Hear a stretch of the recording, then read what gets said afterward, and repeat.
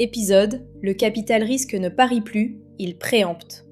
Chapitre 1: Le chiffre qui déplace le marché. Une industrie peut changer de nature sans changer de vocabulaire. Elle continue de parler de paris, de tours de table et de start-up. Mais, sous les mots familiers, l'argent commence à construire autre chose. Imaginez une salle de comité, quelque part entre San Francisco, New York et Riyad. Sur l'écran, il n'y a pas encore un monopole, parfois même pas un usage stabilisé. Il y a une promesse, une courbe de croissance, une demande de calcul qui explose et une peur très simple, arriver trop tard. Alors le chèque part, 10 milliards d'abord, parfois davantage ensuite. Le contrat organise le risque et réserve de la capacité machine. Parfois, le décaissement s'étale, mais l'idée qui flotte au-dessus de la table reste la même. Mieux vaut payer cher l'entrée que rester dehors quand la porte se referme. Selon l'OCDE, dans une annonce publiée en février 2026, les entreprises d'intelligence artificielle ont capté 61% du capital risque mondial en 2025. Le montant cité atteint 258,7 milliards de dollars. Ce n'est plus une poche de croissance dans un marché plus large, c'est une force d'aspiration. D'autres bases privées, avec des périmètres différents, notamment PitchBook et CB Insights, placent aussi l'IA au-dessus de la moitié du capital risque mondial sur l'année. La nuance est importante. Toutes les sources ne rangent pas les mêmes entreprises dans la même case. Certaines élargissent le périmètre vers l'infrastructure, quand d'autres isolent les startups explicitement classées IA. Mais le signal survit aux différences de méthode. Une technologie absorbe désormais la majorité du capital disponible. Ces montants ne financent pas seulement une euphorie, ils paient tout un appareil industriel. Les machines rares se réservent, les centres de données sortent de terre, l'énergie se contractualise. Pendant ce temps, la recherche avance et des produits déjà utilisés cherchent leur marché massif. Le mot bulle devient trop paresseux dès qu'il sert à dire que tout serait fictif. L'argent achète quelque chose. La vraie question, c'est ce qu'il cherche à posséder. La presse économique, dont Le Monde au printemps 2025, a rapporté la levée d'OpenAI de 40 milliards de dollars, menée par SoftBank, sur une valorisation d'environ 300 milliards. En février 2026, Le Monde rapporte aussi une levée d'Anthropic de 30 milliards, avec une valorisation annoncée autour de 380 milliards. On n'est plus dans le chèque classique du capital risque, on est dans l'achat anticipé d'une place sur la carte. Voilà le déplacement. Le capital continue de financer l'innovation, mais l'innovation n'est plus son seul actif. Ce qu'il veut, c'est la position stratégique qui permettra de capter la valeur si l'intelligence artificielle devient une couche centrale de l'économie. Le pari n'a pas disparu, il s'est durci. Chapitre 2: L'usage modeste, l'infrastructure immense. L'IA est déjà partout dans les discours de direction. Dans les gestes réels, elle reste souvent beaucoup plus humble. C'est précisément cet écart qui attire l'argent. Regardez ce que font les organisations, concrètement. Dans son enquête The State of AI 2025, McKinsey indique que 88% des organisations utilisent l'IA dans au moins une fonction. Le chiffre est massif et il interdit de traiter l'IA comme un simple emballement médiatique. L'adoption est là, elle est entrée dans les entreprises par les endroits les plus accessibles, là où le retour semble rapide et le risque limité. Dans les bureaux, le changement arrive par des gestes ordinaires. Une note se clarifie pendant qu'une campagne se décline plus vite. Les tickets clients se rangent presque seuls, le code avance avec moins de friction. Rien de tout cela ne ressemble à une révolution industrielle vue de loin. Mais au ras du travail, c'est déjà un changement de cadence. C'est ici que le grand écart apparaît. L'IA de bureau avance par petites prises, pendant que l'IA d'infrastructure se finance comme une industrie lourde. Un assistant qui résume mieux un document ne justifie pas, à lui seul, des centaines de milliards de dollars de capital risque. En revanche, si cet assistant n'est que la première surface visible d'une couche de calcul appelée à s'insérer dans une grande partie des logiciels, la logique change. Le capital ne paie pas seulement le résumé de documents, il paie l'empilement invisible derrière la réponse. Un modèle à maintenir, de la puissance de calcul à réserver, du contexte à conserver, puis une distribution à verrouiller et une capacité d'inférence capable de tenir la charge. Autrement dit, il paie ce qui pourrait devenir obligatoire derrière des milliers d'usages d'ordinaire. La carte des usages et celle des financements ne se superposent donc pas. McKinsey observe une adoption quasi générale, mais l'adoption n'est pas encore la transformation. Les outils se répandent par capillarité, tandis que l'argent se concentre plus haut dans la chaîne. Dans l'entreprise, l'utilisateur voit une fenêtre de dialogue. Dans la chaîne de valeur, le poste décisif se trouve plus bas, là où le modèle rencontre les puces, l'énergie et les volumes de calcul. C'est l'erreur de lecture la plus fréquente sur l'IA. On juge la vague depuis l'interface, alors que le capital regarde l'infrastructure. Et ce décalage n'est pas un détail, c'est le cœur du cycle actuel. Chapitre 3. Le péage. Le capital risque a longtemps aimé les embranchements. Ici, il cherche la route principale.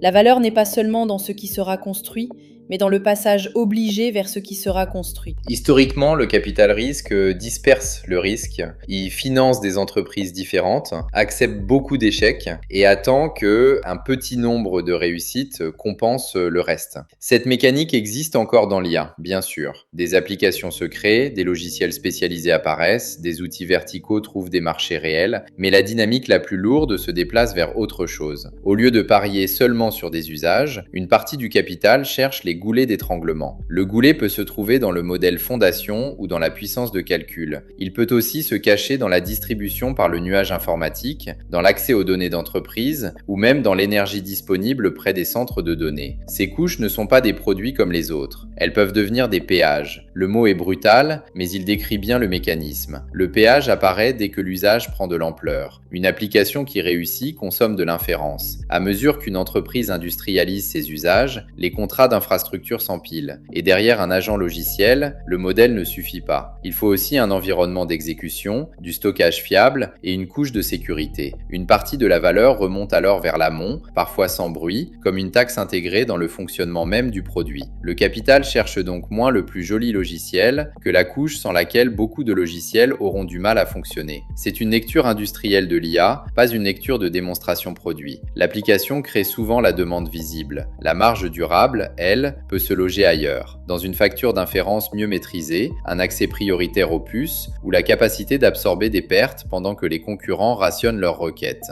Une start-up applicative peut avoir un excellent produit et rester économiquement fragile si son succès augmente sa facture de modèle plus vite que son pouvoir de prix. Voilà pourquoi les grands tours de table se concentrent sur les acteurs capables de contrôler l'intrant cognitif ou son infrastructure. Il ne s'agit pas de dire que les applications ne valent rien. Certaines capteront beaucoup de valeur, surtout lorsqu'elles possèdent le contexte métier et gardent la relation client avec une distribution difficile à copier. Mais la bataille la plus capitalistique se joue en amont, là où se décide le prix d'accès à l'intelligence artificielle utilisable. Le capital risque ne parie plus seulement sur la prochaine entreprise gagnante, il tente d'acheter l'emplacement de la barrière.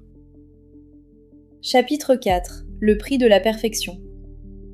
Les usages avancent par un trément. Les valorisations, elles, sautent directement vers le scénario final. Entre les deux, la finance installe son vertige. Pour comprendre des valorisations de l'IA, il faut regarder le revenu qui existe et celui que le marché imagine. McKinsey, dans son rapport de juin 2023 sur le potentiel économique de l'IA générative, estime que cette technologie pourrait ajouter entre 2600 et 4400 milliards de dollars par an à l'économie mondiale. C'est une projection, pas un chiffre d'affaires déjà capturé par les fournisseurs. La différence est essentielle. Un potentiel économique mesure une zone de valeur possible. Une valorisation transforme cette zone en prix aujourd'hui. Entre les deux, il y a tout ce qui résiste aux belles courbes. L'exécution qui déçoit, la concurrence qui compresse les prix, le coût du calcul qui revient dans la marge, la réglementation qui ralentit et surtout le temps très concret nécessaire pour changer des processus internes. Les investisseurs acceptent cette distance parce qu'elle est précisément leur terrain de jeu. Acheter trop tard, c'est acheter une rente déjà visible. Acheter tôt, c'est prendre le risque de financer une infrastructure qui n'a pas encore trouvé son niveau de demande. L'IA actuelle pousse cette logique à un degré rare. Dans The State of AI 2025, McKinsey indique que seulement 39% des organisations déclarent un impact de l'IA sur leurs résultats opérationnels à l'échelle de l'entreprise. Et l'étude ajoute que seuls 7% disent avoir déployé l'IA à l'échelle de toute l'organisation. Ce n'est pas un échec, c'est le portrait d'une technologie en cours d'industrialisation. Elle est adoptée largement, mais encore transformante pour une minorité. Le capital, lui, valorise déjà une partie du monde d'après. En finance, on parlerait d'une valorisation de la perfection. Le prix incorpore un futur très précis. L'usage se généralise pendant que les coûts baissent. Les entreprises acceptent de payer, les modèles restent différenciés et les régulateurs ne cassent pas trop la dynamique. Chaque condition peut se défendre séparément. Ensemble, elles forment une trajectoire exigeante. C'est pour cela qu'il faut éviter deux erreurs symétriques. La première consiste à rire des montants parce que l'usage quotidien paraît encore banal. La seconde consiste à croire que l'adoption suffit à justifier n'importe quel prix. Le cycle IA tient dans cette tension. Les revenus réels montent, les usages se cherchent encore, et le capital achète comme si la route était déjà dégagée.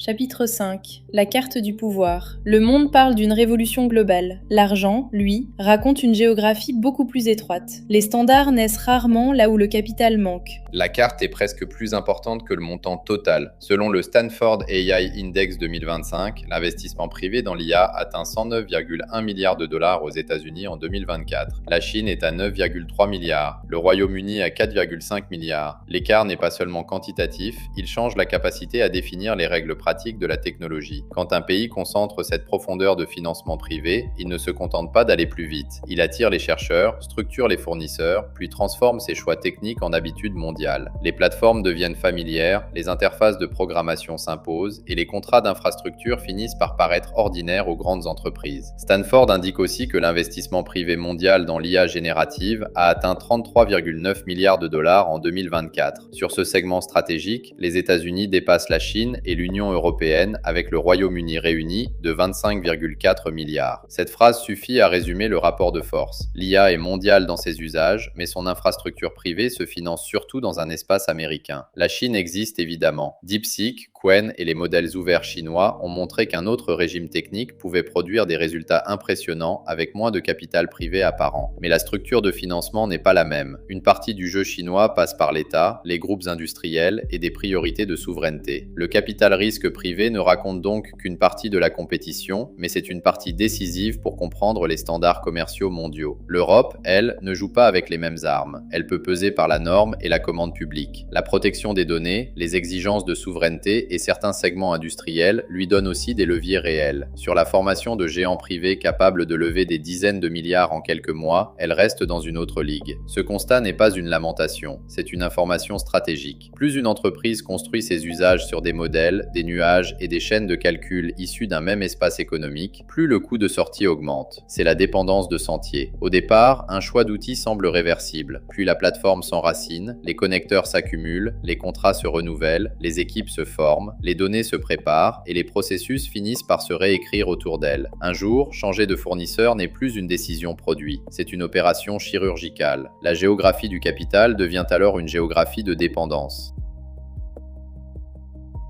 Chapitre 6. Le verrouillage avant la maturité. La bulle Internet avait financé une prolifération de possibles. Le cycle IA commence par dessiner l'architecture. Cette inversion change le risque. L'analogie avec Internet est utile seulement si l'on regarde aussi ce qui diffère. À la fin des années 90, le web a attiré une masse énorme de capital et beaucoup de projets absurdes. La fibre a été posée trop vite pendant que des portails brûlaient leur trésorerie et que des places de marché disparaissaient avant de trouver leurs clients. Pourtant, l'écosystème restait largement ouvert. Les gagnants définitifs n'étaient pas encore désignés par les plus gros chèques du sommet. Google émerge dans un espace encore mouvant. Amazon survit en changeant d'échelle et de nature. La destruction a été violente, mais elle a laissé derrière elle une infrastructure que d'autres ont utilisée. Le cycle IA ressemble moins à un terrain vague rempli de bâtisseurs qu'à un chantier d'autoroute lancé avant que la ville soit terminée. Quelques acteurs très capitalisés construisent déjà les voies principales. Autour d'eux, toute l'architecture commence à prendre forme, depuis les échangeurs jusqu'aux centrales et aux postes de péage. Les applications viendront ensuite avec leur créativité propre, mais elles arriveront sur un terrain déjà structuré. Cette inversion modifie le risque. Dans une prolifération classique, beaucoup d'entreprises meurent et quelques surprises remontent. Dans un verrouillage précoce, le marché peut se retrouver dépendant d'une poignée d'architectures avant même de savoir quels usages seront les plus durables. Si ces architectures deviennent les bonnes, les investisseurs captent une rente immense. Si les usages bifurquent, une partie du capital aura figé trop tôt des positions coûteuses. L'histoire des télécoms rappelle ce danger. Une infrastructure peut être indispensable à long terme tout en ruinant ceux qui l'ont financée au mauvais prix. L'IA ajoute une complication supplémentaire. Le coût marginal ne disparaît pas complètement. Chaque requête a un poids physique. Elle consomme du calcul, tire sur l'énergie, occupe de la capacité machine. Les économies d'échelle existent, les modèles deviennent plus efficaces, mais l'usage intensif garde un poids physique. Le logiciel classique émet les marges presque infinies une fois le produit développé. L'IA générative, elle, transporte une facture variable dans son cœur. Cela ne condamne pas le modèle économique. Cela oblige simplement à regarder la marge avec plus de sérieux que la démonstration. Le verrouillage peut donc réussir, mais il doit réussir 2 fois.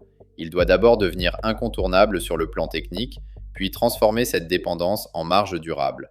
C'est beaucoup demander à une technologie encore en train de découvrir ses usages les plus profonds. Chapitre 7. L'objection optimiste. Une thèse solide doit laisser entrer ce qui la contredit. L'IA n'est pas seulement une rente en formation, elle produit déjà des gains, des outils et des entreprises utiles. L'autre lecture mérite d'être prise au sérieux. L'IA crée des gains de productivité réels. Les enquêtes de McKinsey, les travaux compilés par Stanford et les retours d'entreprises documentent déjà des améliorations mesurables. On les voit au ras du travail, dans un support client qui répond plus vite, du développement logiciel qui gagne en cadence, une recherche documentaire moins coûteuse et des tâches répétitives qui s'automatisent mieux. Ces gains ne sont pas toujours spectaculaires, mais ils sont répétables. Une technologie qui entre dans presque toutes les grandes organisations ne retourne pas facilement au statut de curiosité. Les usages modestes d'aujourd'hui peuvent devenir la base d'usages plus profonds demain. C'est souvent ainsi que les infrastructures s'installent. Elles commencent par des tâches périphériques, puis remontent vers les processus critiques lorsque la confiance, les outils de contrôle et les compétences suivent. Les optimistes ont aussi raison sur un point historique. Les grandes vagues d'infrastructures paraissent souvent excessives au moment où elles sont financées. Le chemin de fer a détruit beaucoup de capital avant de transformer la logistique. Les télécoms ont connu des excès massifs avant que la bande passante ne devienne indispensable. Le nuage informatique lui-même a longtemps semblé trop coûteux, trop centralisé, trop ambitieux, avant de devenir le socle du logiciel moderne. L'IA pourrait suivre ce chemin. Une partie des investisseurs actuels se trompera peut-être, tandis que l'infrastructure, elle, servira bel et bien. Enfin, le marché n'est pas aussi monolithique que les mégatours le laissent croire. Les modèles ouverts progressent. Certaines architectures spécialisées réduisent les coûts, des applications métiers construisent leur avantage dans les données et le contexte, pendant qu'une partie des entreprises refusent déjà de confier ces processus critiques à une seule couche propriétaire. Les modèles ouverts n'abolissent pas les rentes, mais ils les fissurent. Les modèles chinois ne remplacent pas immédiatement les plateformes américaines, mais ils montrent que l'efficacité peut redevenir une arme stratégique. Cette objection optimiste ne détruit pas la thèse, elle la précise. Le sujet n'est pas de savoir si l'IA est réelle, elle l'est. La vraie question porte sur la distribution de la valeur. Si les gains de productivité se diffusent largement, la capture ne se fera pas forcément au même endroit pour tout le monde. Une partie restera chez l'utilisateur final, une autre remontera vers l'application métier, le fournisseur de modèles, l'opérateur de nuages informatiques ou le fabricant de puces. Et, dans certains cas, l'entreprise qui possède le contexte gardera la meilleure position. C'est là que se joue le conflit économique. L'IA peut être utile et concentrer le pouvoir en même temps. Elle peut produire de vrais gains tout en installant des dépendances coûteuses. Les deux vérités ne s'annulent pas, elles décrivent exactement le même moment. Chapitre 8. Ce que le monde choisira. Le capital a tracé des routes, les usages décideront s'il s'agissait d'autoroutes, de détours ou de monuments trop chers. Rien n'est joué, mais beaucoup est déjà engagé. Au bout du compte, le cycle actuel ne se laisse pas enfermer dans un seul mot. Le mot bulle est trop simple parce que l'argent finance des actifs réels, depuis les modèles jusqu'au centre de données, avec des talents rares et des produits déjà utilisés. A l'inverse, parler seulement d'innovation reste trop vague. Le mot ne dit rien de la concentration, des marges, des dépendances et des points de passage. La meilleure description est peut-être celle-ci. Nous assistons à une tentative de préemption industrielle. Le capital risque, rejoint par les grands fonds, les grands fournisseurs d'infrastructures et des investisseurs souverains, essaie de se placer avant que les usages ne se stabilisent complètement. Il ne connaît pas encore toutes les applications gagnantes, mais il veut contrôler les couches que ces applications devront peut-être traverser. C'est une stratégie rationnelle, mais elle n'est pas neutre. Si l'accès à l'IA avancée dépend d'un petit nombre de fournisseurs privés, majoritairement américains, la question n'est plus seulement technologique. Elle devient une question de gouvernance économique. Le prix de l'inférence devient un rapport de force. L'accès aux meilleurs modèles aussi. Même un sujet comme la sécurité cesse d'être un simple coût technique. La conformité, l'énergie disponible ou la redondance deviennent elles aussi des points de contrôle. Et celui qui tient cette couche peut ralentir, renchérir, orienter ou verticaliser l'accès. Les entreprises qui adoptent l'IA doivent donc lire ce cycle autrement qu'à travers les fonctionnalités. La bonne question n'est pas seulement de savoir quel outil marche le mieux aujourd'hui. Elle est de comprendre la dépendance que cet outil installe demain, le coût variable qu'il déplace, le contexte qu'il exige et la couche qu'il rend difficile à remplacer, parfois même irréversible. Un dirigeant lucide ne peut plus traiter l'IA comme un simple achat logiciel. Il doit la traiter comme une décision d'architecture, donc comme une décision de pouvoir. Peut-être que l'architecture concentrée qui se forme aujourd'hui deviendra la façon normale d'accéder à l'intelligence artificielle. Peut-être aussi que les usages usages détourneront le plan initial, comme ils le font souvent. Les modèles ouverts peuvent comprimer les prix, tandis que certaines entreprises internaliseront des couches critiques. La portabilité peut aussi venir des régulateurs, et la pression chinoise peut changer l'économie de la performance. Rien de tout cela n'annule la force du capital déjà engagé. Mais rien ne garantit non plus que l'argent puisse préécrire l'usage final. C'est la limite de toute préemption. On peut acheter les routes, financer les ponts, puis poser les barrières. On ne peut pas forcer le monde à emprunter exactement le trajet prévu. Le capital a choisi son camp. Reste à savoir si l'écosystème acceptera de passer par les mêmes péages. Vous écoutiez Le Capital Risque ne parie plus, il préempte. Merci d'avoir écouté jusqu'au bout. Si ce travail vous plaît, abonnez-vous, partagez l'épisode, laissez une note.